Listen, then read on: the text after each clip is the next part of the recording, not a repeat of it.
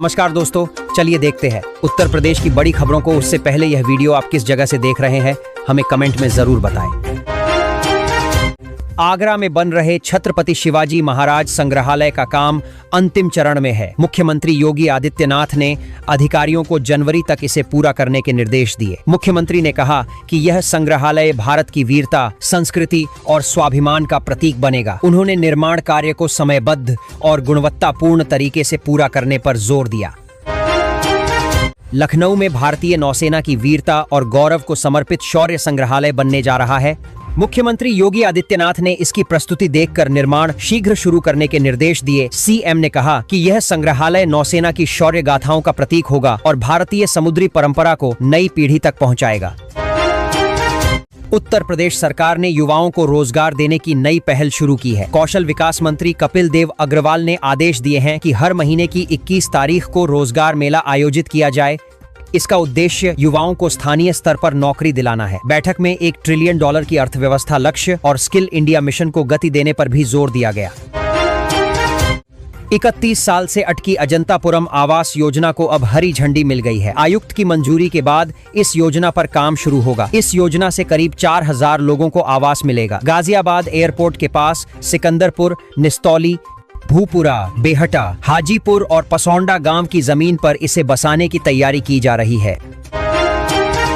मेरठ विकास प्राधिकरण द्वारा शिवालिक टाउनशिप के लिए 11 गांवों की जमीन पर काम तेजी से चल रहा है। अब तक 60 हेक्टेयर यानी लगभग 250 बीघा भूमि का अधिग्रहण किया जा चुका है।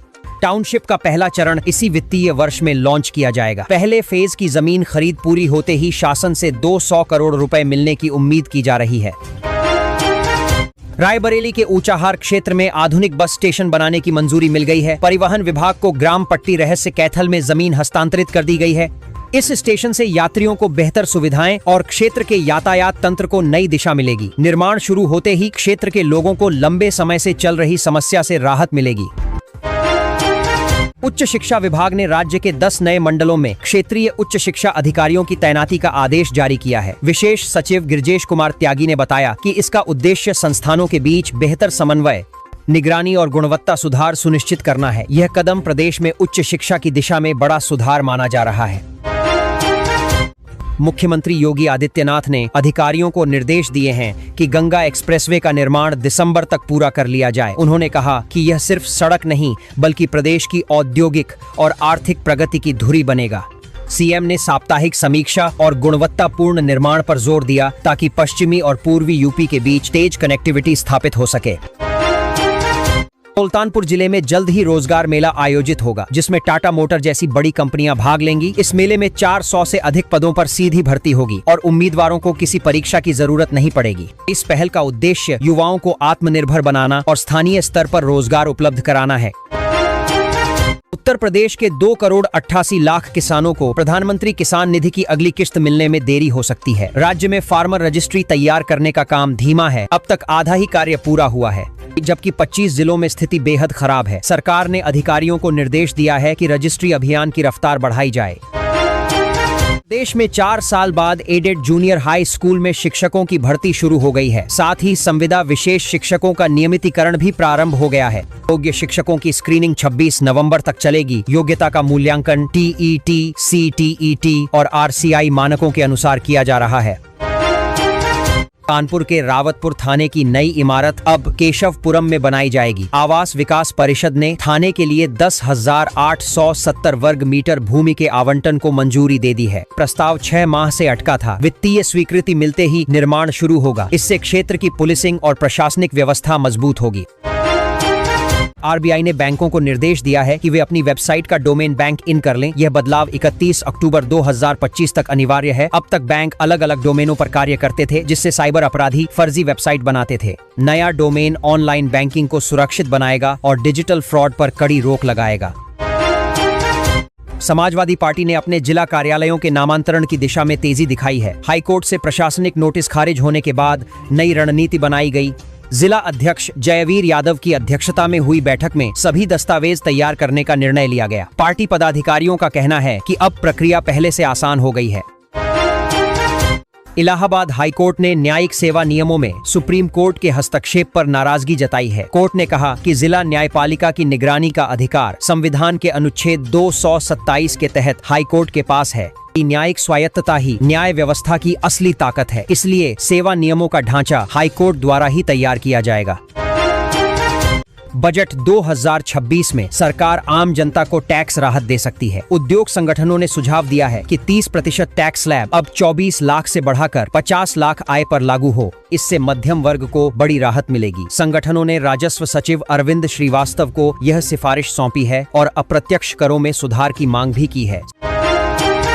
उत्तर प्रदेश माध्यमिक शिक्षा परिषद ने बताया कि 2026 बोर्ड परीक्षा में 52 लाख से अधिक छात्र छात्राएं शामिल होंगे। हाई स्कूल में 27 लाख 5,000 और इंटर में 24 लाख 79,000 छात्रों ने पंजीकरण कराया है। पिछले वर्ष की तुलना में संख्या में हल्की कमी आई है। डेट शीट जल्द जारी होगी। उत्तर प्रदेश माध्यमिक शिक्षा परिषद की परीक्षा एशिया की सबसे बड़ी बोर्ड परीक्षा मानी जाती है।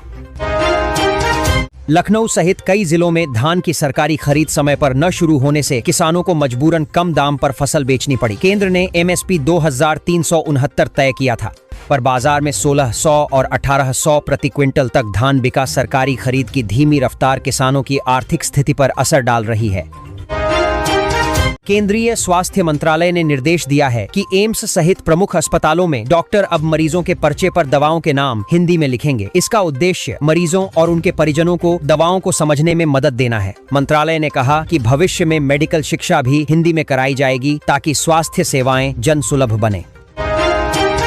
IIT कानपुर ने JEE मेन जनवरी 2026 की तैयारी के लिए 40 दिन का मुफ्त ऑनलाइन क्रैश कोर्स शुरू करने की घोषणा की है। इसमें लाइव क्लास, मॉक टेस्ट और AI आधारित विश्लेषण शामिल होगा। यह कोर्स 1 नवंबर से शुरू होगा। IIT स्नातक इसे संचालित करेंगे। रजिस्ट्रेशन IIT कानपुर की वेबसाइट पर उपलब्ध है।